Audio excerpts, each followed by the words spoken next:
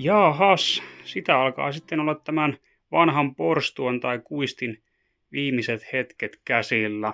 Eli tämä on nyt raivattu kaikesta tavarasta ja purku olisi seuraava askel.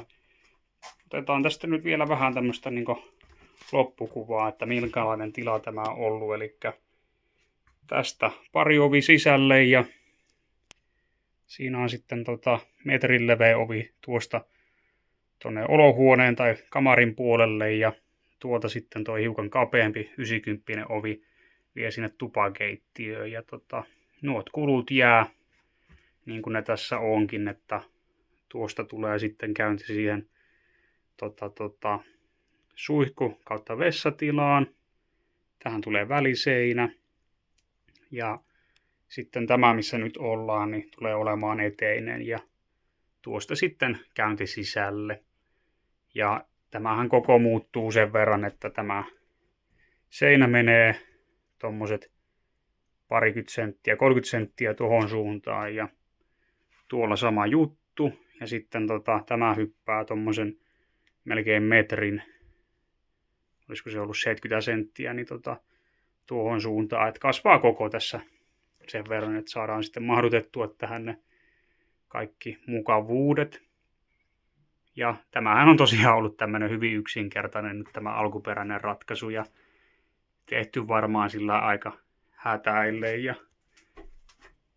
mitä tuossa katsellut, niin kyllähän se on kierrätystavarasta hyvin pitkälti tehty, kun siellä näkyy noita tommosia vanhoja lovia sitten, missä on ollut jotakin palkistoja aikaisemmin.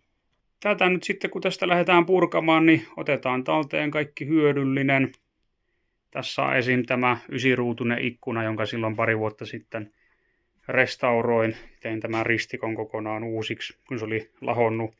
Ikkunat oli tässä särötty, että tuo ulkokehys lähestulkoon alkuperäinen, mutta muuten tein tämän. Niin tämä siirretään siihen saunarakennukseen, mikä näkyy tuolta hiukan pilkistää. Se ei mene haaskuun lainkaan karmeineen päivineen. Täältä voidaan ottaa tämä toinenkin karmi talteen. Sitä voidaan käyttää hyödyksi jossain. Hyvää laadukasta tavaraa kuitenkin. Sitten olen hiukan miettinyt, että josko tätä lattialankkua voisi hyödyntää tuossa saunan pukuhuoneessa. Nämä on tosi haljispuolikkaita, eli ne on semmoisia pyöreitä toiselta puolelta. Niin sitä ei sitten saa niin hyvin kyllä eristettyä sitä lattiaa siitä pukuhuoneesta, kun ajattelet, että siihen pistä sen jonkun semmoset 100 milliä ehkä villaa. Ihan vaan semmonen, että ei nyt suoraan olisi sitten pakkanen lattia lankkujen takana. Mutta katsotaan, jos kyllä nämä johonkin käytetään hyödyksi joka tapauksessa. En minä näitä malta polttopuuksi pistää. Ainoa on, että tuo on huono, kun siitä kohtaa oli silloin katto vuotanut ennen kuin se sitten tuli korjattua, kun tämä omaan omistukseen päätyi. Mutta muutenhan nämä on aika nättiä ja hyväkuntoista lankkua. Saadaan kyllä jotain käyttöä. Niin tietenkin tuo pari ovihan kanssa napataan tuosta talteen ja ne voisi tuossa sitten talven mittaan entisöidä. Ja ajattelin pistää sisäpuolelle ton huoko- tai puukuitulevyyn ja panelointi siihen, niin saa sitten vähän paremmin sen eristäväksi. Että tällä lämpimällä puolella, kun on se huokolevy, niin se on sitten jo himpun verran parempi kyllä. Ja tuo peili jako jää sitten kyllä ulkopuolelle näkyviin. Että säilytetään nämä ovet ja karmit.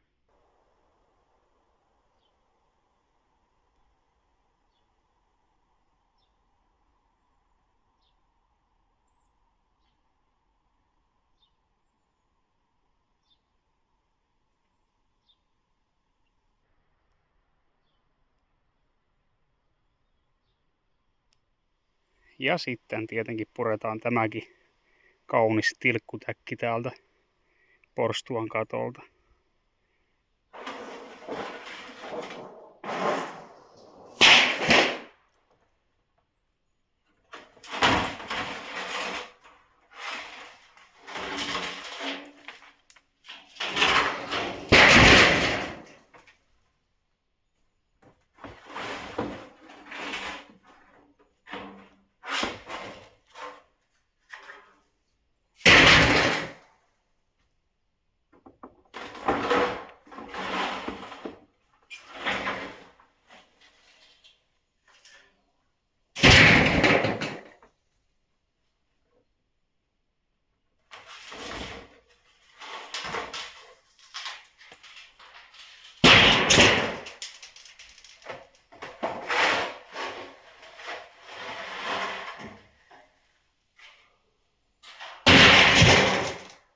aikamoinen tirkkutäkki se oli noiden peltienkin alla. Siinä on paria eri huopaa limittää ja sitten jotakin tuommoisia muovisäkkejä tai muuta muovia. Että ihan siitä se on kyhätty, mitä niin käden ulottuvilla on ollut käytettävissä. Jaha, täällä laudat joustaa sen verran jalkojen alla, että täytyy kyllä olla varovainen. Tuosta voisi hiukan koittaa huopaa repiä ja sitten melkein tehdä purkua tuolta alakautta, niin on turvallisempi työskennellä. Tässä ei oikein saa turvaköyttäkään mitenkään fiksusti, niin koitetaan hoitaa se purku sitten tuolta alhaalta käsi.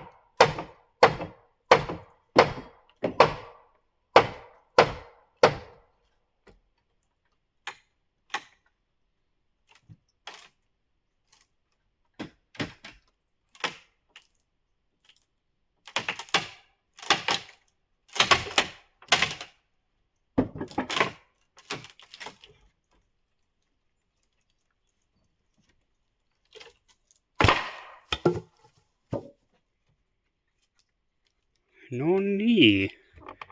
Tästähän on muotoutunut tämmönen varsinkin komia aurinkoterassi tästä porstuasta. Kyllähän tässä kelpaisi istuskella ilta-aurinkoa ihaillen. Mutta juu, purku alkaa olla nyt aika lailla lähellä loppua. Tuo seinä tuosta vielä matalaksi ja tuo tuolta. Tämä sitten tulee purettua vasta edeltävänä päivänä siinä, kun alkaa sitten niiden pilarien teko. Ihan vaan sen takia, että saa tämän kulun pidettyä kutakuinkin järkevänä, kun nämä ovet on niin korkealla. Mutta tässä ei nyt enää sitten kauaa pitäisi mennä, kun tämän lattian tästä purkaa. Tähän tulee kyllä sitten niin kun, tälle alueelle uusi terassi, että ei kannata harmitella, ettei saada tähän tätä komiaa terassia. Kyllä tähän ihan riittävän iso tulee. Eli tämä oviaukkohan siirtyy tuonne päin. Raput menee tuosta alas. Tuohon tulee hiukan pidempi lape, että se on katettu se kulku siitä. Ja sitten tämä alue koko tämän porstuan tai uuden kuistin syvyyden puolesta on sitten terassia aina tuonne nurkkaan asti. Eli ihan hyvän kokoinen. Kyllä siihen mahtuu vaikka kalustoa ja pieni grillikin, että ei lainkaan hassummat puitteet. Ja siinä kyllä kylvetään ihan yhtä lailla tuossa ilta-auringossa sitten, kun se tuolta paistelee. Tuonnehan piti heittää nyt tuo rännikouru, ettei kaikki vesi tuu sitten suoraan tähän. Tässä toistaiseksi on tämä tasanne. Ja sitten tuosta vintiltä oli tuo läpi auki, niin vähän levytin sitä sitten kiinni, ettei sinne sitten linnut ja muut eläimet pakkaisi sisälle. Täällähän on tämmöiset nämä vanhat palkistot ja kaikki puretaan veksi. Siinä varmaan enimmäkseen polttopuuta sitten nämä epämääräiset palkit. Voi siinä olla jotain noita, mitä voi sitten hyödyntää. Toi on ainakin tosi hyvän näköinen lankku tuossa. Eikä toika nyt paha ole, jos keksii sille jotakin käyttöä, niin voisi sen tosta säilyä. Ja sitten nämä lattialankut on tosiaan tämän näköiset. Ne ei hirveän tasaiset ole pohjasta. Voisihan niitä veistellä esiin, mutta katsotaan, että tuleeko ne sitten saunarakennukseen vai säästetäänkö johonkin grillikatokseen tai vastaavaa. Tähän tulee nyt sitten uusiksi perustuksiksi pilarit, eli tässä etusivulla on 3 niitä. Se on alle 4 metriä tämä leveys ja sitten siihen tulee 100 × 100 palkki ja sitten tuohon taakse keskelle tulee vastaavasti pilarit, että 6 niitä nyt sitten tekisi ja yhteensä ja siis molempien päälle se 100 × 100 ja sitten tulee lattiajuoksut sieltä noin päin seinästä kiinni ja tänne sitten. Se tässä nyt meikäläistä hiukan huolettaa tämän uudisosan rakennuksen puolesta, kun tuohon tulee tämä jiiri, eli harjakatto tähänkin, niin jos jollain on jotakin hyviä ideoita, että miten sitten suojaa tämän rakenteella olevan osan siinä kohtaa, kun se on vielä ilman kattoa ja toki sitten siinäkin kohtaa, kun tuo pitää korkata auki tuo päälape, kun ne kuitenkin sitten kohtaa. Siihen tulee se jiiri tosiaan kutakuinkin johonkin tuohon savupipun kohdalle. Ja siinä pitää sitten olla jonkinnäköistä suojausta syksyn sateita vastaan. Ajattelin, että jos tuolta ihan harjalta vetäisi pressun, sillä että se tulee tähän sitten vähän päälle, niin se voisi olla yksi, kunhan sen saa vaan sidottua kunnolla. Mutta mikäli joku keksii tuohon jonkun hyvän sitten idean, että miten tehdään se työmaasuojaus, niin otetaan kyllä ideoita vastaan. Meikäläinen jatkaa tässä näitä purkuhommia nyt, että saadaan tämä yläosa vietyä loppuun, mutta tältä osin varmaan video alkaa olemaan tässä. Kiitos oikein paljon, kun viihdyit tämän projektin parissa. Heitä ihmeessä videolle peukkua, jos tykkäsit siitä ja tilaa kanavakin, jos et ole sitä vielä tehnyt.